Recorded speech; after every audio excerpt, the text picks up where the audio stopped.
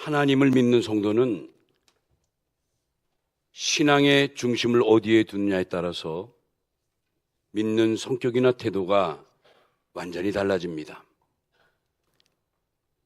예컨대 신앙의 중심을 우리가 머리에 두게 되면 또는 지식에 치중하게 되면 흔히 말하는 지식주의 또는 합리주의의 신앙으로 흐르게 됩니다. 또한 이 신앙의 중심을 감정에 두게 되면 나도 모르게 점점 신비주의에 빠져들게 됩니다. 이러한 위험성이 있으니까 참 우리가 신앙의 중심을 어디에 두느냐가 굉장히 예민하다는 겁니다. 자, 오늘 본문의 주인공 욥에 대한 이야기를 할 텐데, 욥은 말 그대로 믿음의 승리자의 대표적인 인물인데, 욥은 과연 그 신앙의 중심을 어디에 두었을까? 오늘 한번 이 욥기서를 통해서 우리가 도전받을 수 있는 귀한 내용이라고 생각합니다. 저는 오늘 본문을 가지고 신앙의 좌표라고 이렇게 제목을 정해봤는데, 과연 욥의 신앙의 좌표는 과연 어디에 두고 있는가? 어째서 그가 결국 바른 신앙으로 승리의 삶을 살았는가라는 것을 알아보도록 합니다. 크게 세 가지 알아보는데, 첫째는 욥은 신앙의 좌표를 마음에 두었다는 점입니다. 신앙의 좌표를 마음에 두었다. 여러분, 그 욥기 1장 5절 오늘 본문 가운데 내용이 이렇습니다. 그들이 차례대로 잔치를 끝내면 욥이 불러다가 성결하게 하되 아침에 일어나서 그들의 명수대로 번제를 드렸으니 이는 욥이 말하기를 혹시 내 아들들이 죄를 범하여 마음으로 하나님을 욕되게 하였을까 함이라. 욥의 행위가 항상 이러하였더라. 여러분, 여기 중요한 표현이 뭐냐면, 여러분 내용 알겠죠? 이 욥이라는 사람이 얼마나 의롭고 또 믿음이 지극한지, 자기의 그 자식들을, 그 아들들을 기억해서 아침마다 아들들의 명수대로 제사를 드렸다는 거예요. 번제를 드렸다는 거예요. 여러분, 번제 우리 많이 공부했잖아요. 그냥 드리는 게 아니라 정말 그 귀한 제물을 준비해서 불로 태워드리는 이런 단순하지 않은 제사지만 그런 제사를 욥은 매일 아침마다 드렸다는 거예요. 누굴 위해서? 자기 아들들을 위해서. 근데 그 아들들을 어떤 명목을 제목 삼아 드렸는가? 거기 나오죠. 내 아들들이 죄를 범하여 마음으로 하나님을 욕되게 하였을까 염려함이라. 아들들이 마음으로 하나님께 죄짓고 하나님을 욕되게 함을 늘 염려하면서 날마다 제물을 쌓고 제사를 드렸다는 거예요. 중요한 게 이제 마음이라는 단어죠. 마음으로. 여러분, 이 신앙의 좌소라고 그러죠. 우리 신학적인 용어로.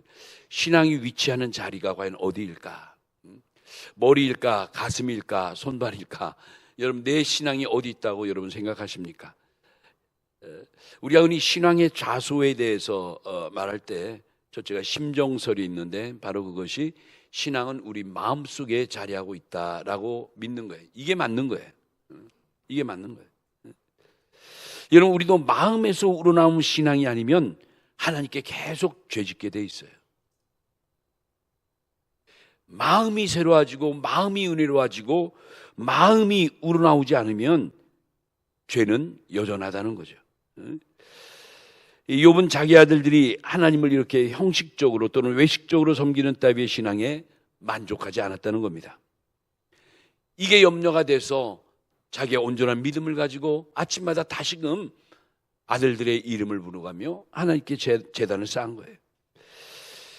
여러분, 예수님도 바리새인들의 신앙에 대해서 지적을 하시죠. 여러분, 예수님 때 바리새인들의 신앙이 얼마나 대단합니까?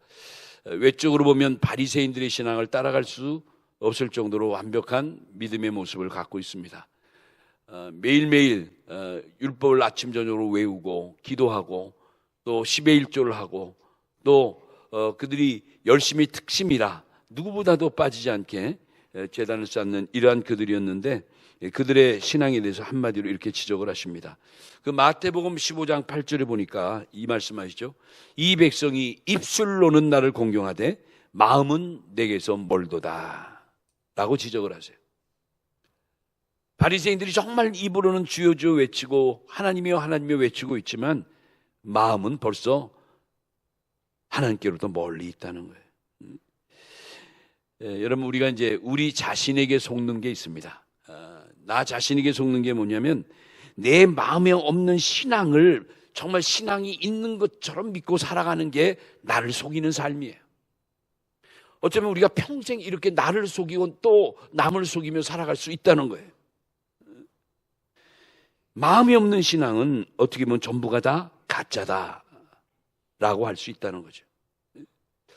그래서 마음이 없는 신앙은 이렇게 눈치를 많이 보게 되고, 또 중요한 것은 마음이 없는 신앙은 양심대로 살지 않는 신앙이 되고 맙니다. 그 사도행전에 보면 사도 바울의 여러 행적이 나타나는데, 그 사도행전 23장 1절에 보면 사도 바울이 이런 고백을 하죠. 오늘까지 나는 범사에 양심을 따라 하나님을 섬겼노라. 참 위대한 고백 아닙니까? 내가 오늘까지 양심을 따라 하나님을 섬겼다. 이거 정말 쉽게 내놓을 말이 아니죠. 여러분도 정말 오늘까지 살아온 내가 양심에 따라, 여기 보니까 범사의 양심을 따라 하나님을 우리가 섬겨왔을까? 바울은 정말 믿음 안에서 담대하고 자신이 있었던 거예요. 이 말은 뭐냐면 이 사도 바울이 신앙의 중심이 역시 어디에 뒀다? 마음, 양심. 양심이라는 것이 선한 마음이죠. 이런 그 바울이 또 로마서에 보면 로마서 1장 9절에 이런 표현도 합니다. 내 심령으로 섬기는 하나님이 나의 증인이 되시거니와. 내가 심령으로 섬기는 그 하나님께서 내 모든 것의 증인이 되신다는 거예요. 여기 중요한 표현, 내 심령으로. 이 심령으로가 그 영어 성경에는 all my heart라고 번역이 되어 있어요. 온 마음, 나의 전심으로 하나님을 섬겼다는 거죠.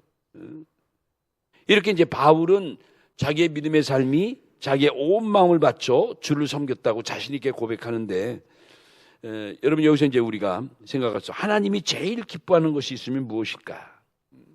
한번 이 아침에 한번 생각해 보세요. 우리 하나님 아버지께서 가장 기뻐하시는 것이 무엇일까? 우리가 입으로는 그렇게 외치면서 마음에도 없는 그런 예배, 마음에도 없는 헌신, 마음에도 없는 봉사, 과연 하나님이 기뻐하실까? 하나님이 이렇게 보이고 믿는 척하는 그 외식하고 형식적인 걸 싫어하신다고 그랬죠?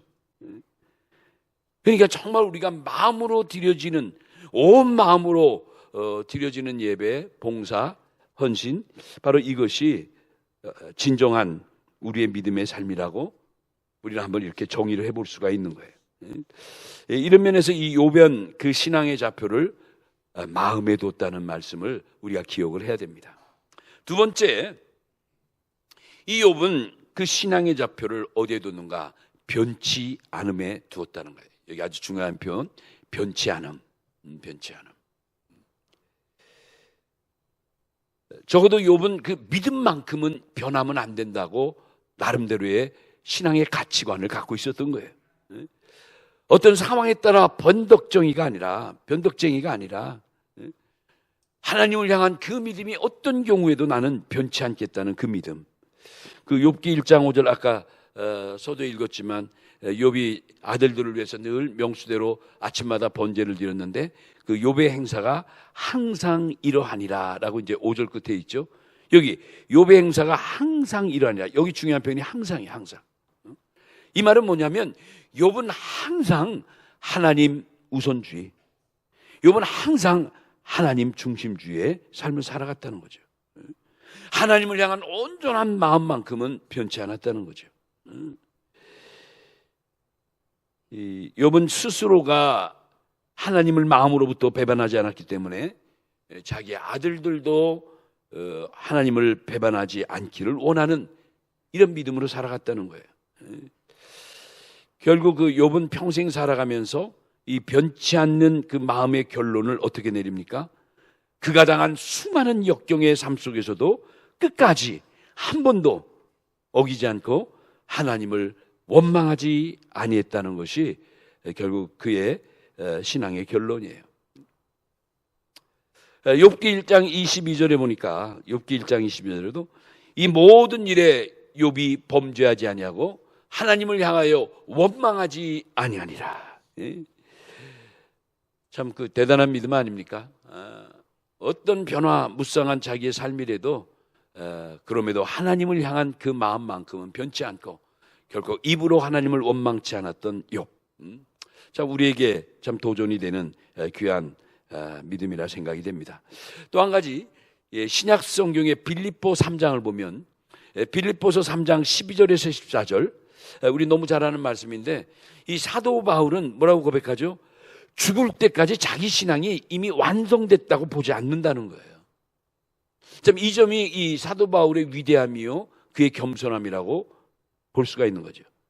그 위대한 사도 바울도 3층 하늘까지 다녀와서 모든 영적인 세계와 비밀을 꿰뚫었던 이 능력자 바울도 자기 신앙은 그럼에도 아직도 완성된 게 아니라고 봤다는 거예요. 참 우리 믿음이 이렇게 돼야죠. 그러면서 그는 뭐라고 말합니까? 표대를 향하여 나는 항상 달려가는 자라고 그런 고백을 해요. 아직도 달려간다는 거예요. 이러한 이 사도 바울의 신앙 자체가 바로 예수님에 대한 변치 않음의 신앙을 우리에게 보여주는 장면입니다. 여러분 우리 신앙이 변치 않음에 두지 않으면 조금 전에 말씀드린 얼마든지 가변적인 신앙, 얼마든지 변할 수 있는 신앙이 될 수 있다는 거예요. 그래서 이제 우리는 오늘 이런 말씀을 듣고 다시 한번 다짐할 것은 정말 우리들의 신앙의 중심을 나의 신앙의 좌표를 어디에 둬야 되는가. 바로 이런 면에서 변치 않음에 두는 그 욥과 같은 믿음을 우리가 본받아야 된다는 거죠. 자, 구약에 우리가 잘 아는 다니엘 선지자 이야기를 좀 합니다. 이 다니엘 선지자는 정말 여러 가지 어려운 많은 역경의 삶을 맞이할 수 있었지만 끝까지 변치 않음의 신앙을 지키고 살아갑니다. 다니엘은 어려서 이 바벨론으로 포로로 끌려가게 되죠. 그 포로 생활에서 얼마나 많은 어려움이 맞게 됩니까? 결국은 이 다니엘이 끝까지 여호와 하나님을 믿는 신앙을 변치 않고 간직하며 모든 유혹을 다 물리쳤는데 결국 왕에게 절하라는 왕 앞에 굴복하라는 이 어명 앞에 그런 담대히 거절하면서 나는 하나님 외에는 엎드려 절할 수 없다고 결국 그는 왕이 만든 그 금신상 앞에 절하지 않았죠. 그리고 오히려 자기의 고향 예루살렘 성전이 있는 곳을 향해서 날마다 창문을 열어 3번씩 무릎 꿇어 기도하는 다니엘.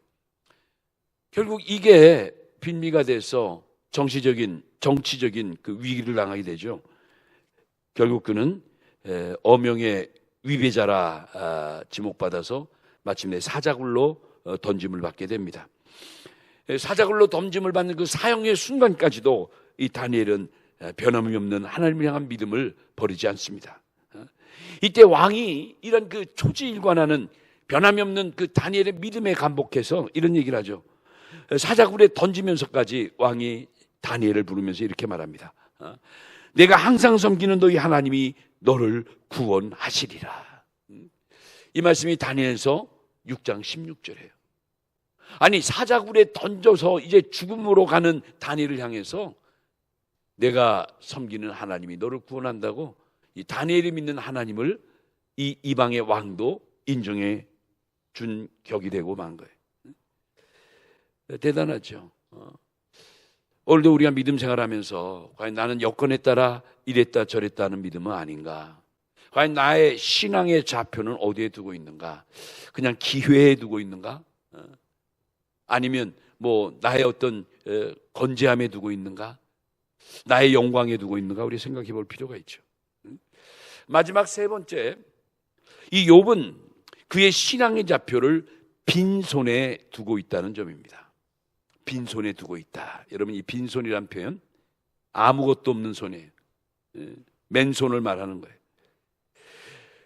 자, 욥기 1장 21절에 보면 옛날 성경, 우리 한글 개역 성경에는 이제 모태에서 적신으로 태어났으니 죽을 때에도 적신으로 돌아갈 것이다 라는 이 적신이라는 한자를 썼는데, 그런데요, 그 적신이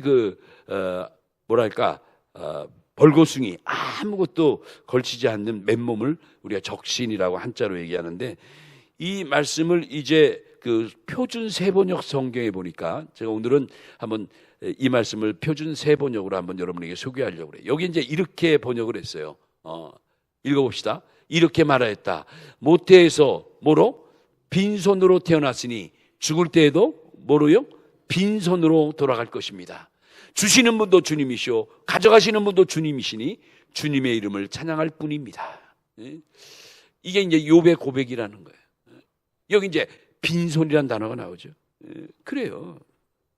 알몸, 벌거숭이, 뭐 적신, 빈손, 성경마다 각각 표현을 달리하고 번역을 달리하고 있어요. 여러분, 사실 우리 인생도 이 땅에 올 때 정말 빈손으로 왔다가 갈 때도 빈손으로 갑니다. 아무리 부자로 살고 아무리 뭐 떵떵거리고 살았을 때도 죽을 때는, 그렇죠, 속옷 하나 챙기지 못하고 가는 존재가 바로 우리들의 모습입니다. 그래서 이제 우리가 죽게 되면 빈손으로 가는 우리의 모습을 그래도 가리기 위해서 뭐 수의를 화려하게 만들어서 입혀서 보내기도 하고 그러죠. 여러분, 우리의 신앙의 중심을 욥처럼 이 빈손에 둔다면 아무리 작은 일을 해도 결국 빈손으로 왔으니 빈손으로 가는 믿음이 있기 때문에 결코 원망과 불평이 있을 수 없다는 거예요. 이게 참 중요해요. 그러니까 우리도 신앙생활에 이 빈손의 신앙을 정말 기억해야 돼요. 이 한평생 살아가면서 무언가를 그저 잔뜩 움켜쥐고 내 걸로 만들려고 그리고 살아가는 게 한평생 나의 모습인데, 욥은 그러지 않았다는 거예요. 고대 알렉산더 왕이라고 세계를 제패했던 위대한 왕이 있는데, 이 알렉산더 왕이 죽기 직전에 유언을 할 때 많은 신하들 앞에서 유명한 말을 했어요. 내가 죽으면 관에 넣을 때 관의 양쪽에 내 손이 보일 수 있도록 구멍을 뚫어 내 빈손을 내놓아 모든 백성이 보게 하라. 알렉산더 왕이 죽었을 때 그의 유언대로 신하들이 그렇게 왕의 명령을 들었어요. 순종했어요. 대왕이 돌아가셨을 때 손만큼은 관 밖에 내서 모든 백성이 볼 수 있도록 하고 장례식을 치릅니다. 알렉산더 대왕이 왜 그렇게 했을까? 왜 자기의 손을 관 밖으로 내게 했을까? 다른 거 아니죠. 이렇게 세계를 제패하는 큰 업적을 가진 나도 갈 때는 빈손으로 간다는 것을 깨우쳐 준 거예요. 거듭 말씀드려요. 우리가 정말 빈손의 신앙을 다시 한번 기억한다면 아무리 어려운 상황이 생긴다 할지라도 불만할 게 없죠. 결국 우리가 빈손으로 왔다 빈손으로 가는 존재인데, 그래봤자 정말 빈손으로 가도 아무것도 남기지 않아도 나는 손해날 게 없는 거죠. 내 온 것 자체가 빈손이었으니까. 이런 의식을 가지고 우리가 살아가는 게 참 중요하다. 구약에 이제 이스라엘이 멸망 직전에 소선지자 시대가 있습니다. 그렇게 길지 않은 시대였는데, 이때 12명의 소선지자가 있고 그 마지막 시대에 바로 이 하박국 선지자라는 선지자가 있었습니다. 이제 맨 마지막 선지자는 이제 말라기였지만 그 앞에 이제 하박국이라는 선지자가 있었는데, 이 하박국 선지자는 이스라엘의 멸망 직전에 암울한 시대 말기에 살았으니 이스라엘 나라가 너무나 열악하고 척박하고 말할 수 없는 참 빈곤의 상태라고 할 수 있죠. 너무너무 힘들고 뭐 정말 이제 풍전등화란 말이듯이 바람이 불면 그냥 꺼질 수밖에 없는 그런 마지막 시대에 사는 시대니까 그 백성들이, 이스라엘 백성들의 처지가 얼마나 열악했겠습니까? 이때 하박국 선지자가 그럼에도 불구하고 절망 어린 그 백성들에게 아름다운 신앙의 고백을 해요. 그 놀라운 신앙의 고백이 하박국 3장 17절로 18절 말씀이에요. 이 말씀 우리 정말 맥추감사절, 추수감사절, 이 감사절 때 아마 설교를 아마 여러분 수십 번 들었을 거예요. 또 너무 은혜로운 말씀이라 우리가 다 많이들 애송하는 구절이기도 해요. 여기 보면 하박국 3장 17절로 18절에 하박국 선지자가 이렇게 하나님께 고백을 합니다. 비록 무화과 나무가 무성하지 못하며 포도나무에 열매가 없으며 감람나무에 소출이 없으며 밭에 먹을 것이 없으며 우리의 양이 없으며 외양간에 소가 없을지라도, 여기 중요한 게 찌라도예요. 없을지라도, 영어 성경에 보면 그럼에도 불구하고, 그런 뜻이에요. 모든 것이 아무것도 없지만 그럼에도 불구하고 18절이 뭐라고 나오죠? 나는 여호와로 말미암아 즐거워하며 나의 구원의 하나님으로 말미암아 기뻐하리로다. 네? 여러분, 말씀만 읽어도 얼마나 은혜롭습니까? 그럼에도 불구하고 나는 여호와로 말미암아, 나는 예수님으로 말미암아, 나는 아버지로 말미암아 즐거워하며 기뻐하리로다. 여러분, 이런 고백이 참 믿음의 사람의 고백이 아니겠습니까? 여러분, 하박국 선지자가 살던 그 당시 말씀드렸죠.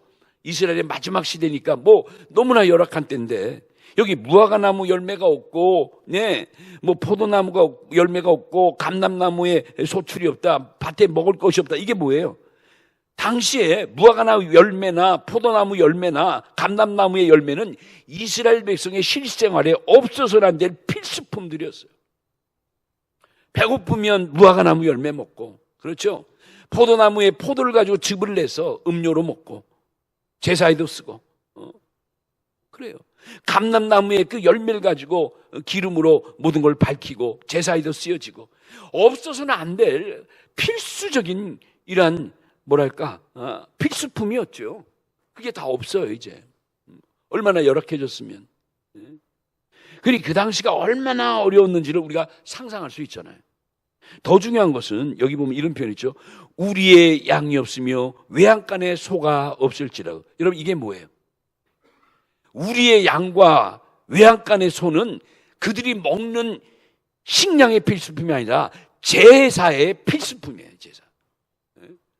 이스라엘 백성은 밥 먹는 것보다, 빵 먹는 것보다 하나님께 제사 지내는 게 더 우선 아니었습니까? 아까 욥처럼 날마다 아침에 자기의 아들들의 숫자대로 번제를 드렸다고 하잖아요. 이스라엘 백성은 제사를 떠나면 안 돼요. 생명보다 귀한 게 제사예요. 오늘 예배였어요. 그런데 하나님의 바칠 재물이 없어요. 양도 없고 소도 없어요. 너무너무 절박하다는 거죠. 우리들이 먹지 못한 건 둘째치고 하나님의 바칠 헌금이 없는 거예요. 헌금. 주일 헌금도 없는 거예요. 11전 고사하고 주일 헌금도 없고. 절망할 수밖에 없죠. 너무너무 힘들고 우울해지고 할 수밖에 없잖아요. 근데 이런 하박국 선지자가 그의 백성들에게 이런 위로의 메시지를 전하는 거예요. 그럼에도 불구하고 우리의 양이 없고 외양간에 소가 없고 우리가 먹을 식량의 필수품들이 다 없다 할지라도 그러나 우리는 하나님으로 말미암아 즐거워하고 구원의 하나님으로 말미암아 기뻐해야 된다. 그것이 우리의 마지막 뭐예요? 힘이라는 거예요. 힘. 참 왠지 성경적인 배경을, 역사적인 배경을 보면서 이 하박국 선지자의 이런 고백을 들으면 코끝이 찡해지는 거예요. 이런 고백을 할 수 있는 건 다른 거 아닙니다. 바로 이 빈손의 신앙을 소유해야만, 내가 빈손으로 왔다가 빈손으로 가는 존재라는 것을 온전히 인식해야만 이런 하박국 선지자와 같은 신앙의 고백이 나오는 거죠. 여러분, 우리 모두가 다 이 시대에도 이 빈손의 신앙을 깊이 한번 생각해 봐야 돼요. 그렇게 될 때 비로소 우리가 어떤 어려움과 어떤 아픔을 만나도 살 길을 소망하게 되고 그 와중에도 우리는 영적인 부자로 살아갈 수 있다는 거예요. 그렇죠. 아무리 힘들고 어려워도 내 영적인 것만큼은, 하나님을 향한 내 믿음만큼은 풍요로움이 있어야 되지 않겠습니까?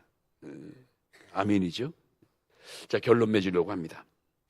결국 이 욥의 신앙의 좌표는 부정적인 것이 아니라 긍정적인 것에 있다는 거예요.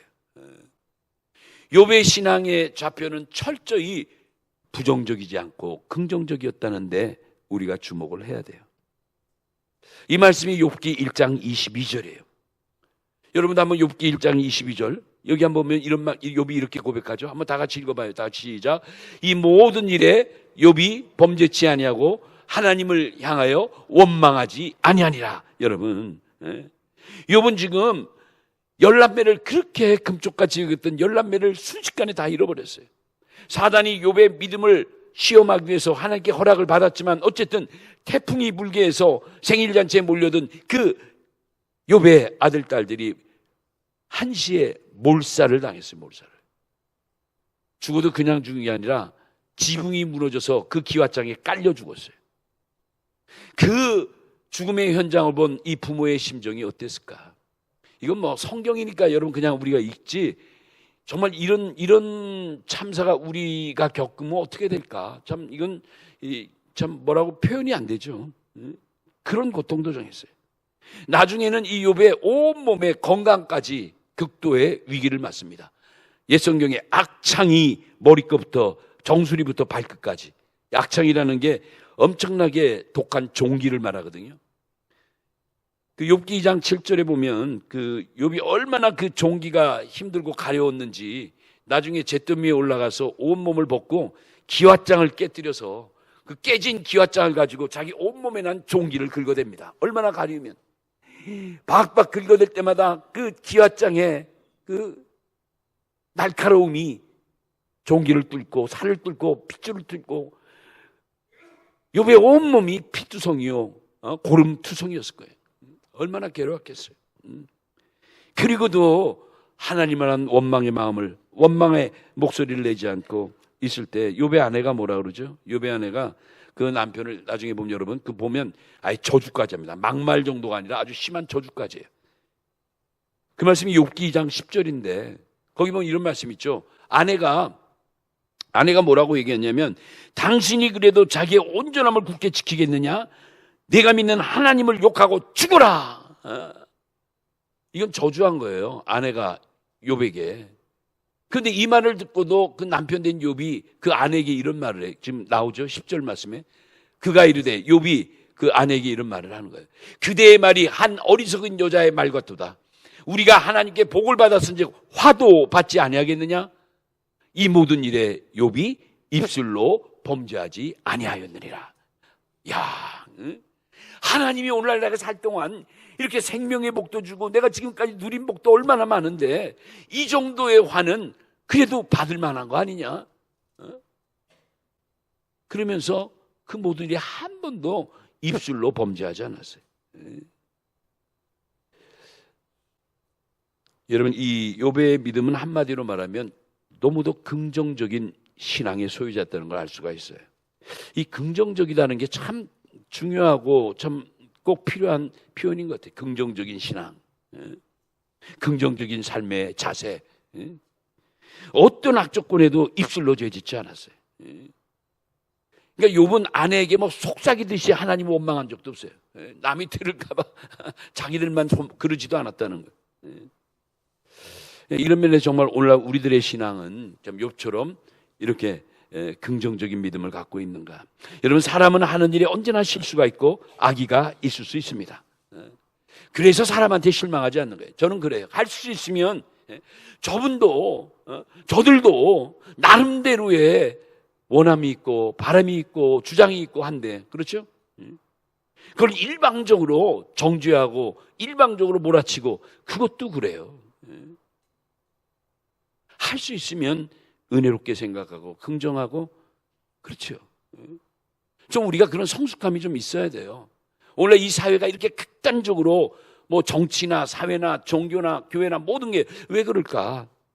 이런 균형을 지난주에 권오식 집사가 그 균형의 힘이라는 책을 내고 어제 지난주에도 이렇게 간증해 우리 교회 왔지만 그 책의 중심이 균형적인 삶, 밸런스가 그의 신앙의 아주 핵심 단어 아닙니까? 신앙에도 균형이 있다는 거예요. 신앙에도. 바라기는 오늘 이 주신 말씀 가지고 여러분 한번 우리의 믿음을, 나의 믿음을 돌아보는 기회가 됐으면 참 좋겠고, 앞으로 남은 인생도 정말 오늘 욥의 신앙의 좌표가 우리에게 전해주는 메시지처럼 정말 우리가 그러한 삶을 살아가서, 욥은 결국 어떻게 되죠? 평생 그렇게 많은 역경의 아픔과 고통을 지났지만 결국의 결론은 오히려 갑절의 복을 받고 승리의 삶을 살았던 바로 승리자의 대표적인 인물이 욥이에요. 욥기 2장 맨 마지막 장 욥기 42장 10절에 보니까 욥은 오히려 모년에 전보다도 갑절의 복을 받았다고 그의 놀라운 축복을 설명하고 있죠. 마찬가지예요. 우리 모두들도 이렇게 또 한평생 믿음의 삶을 살아가면서 여러 경우의 과정을 만나고 또 환경을 만나고 살아가지만 중요한 것은 내 신앙의 좌표를 어디에 두고 사느냐가 중요하다는 것.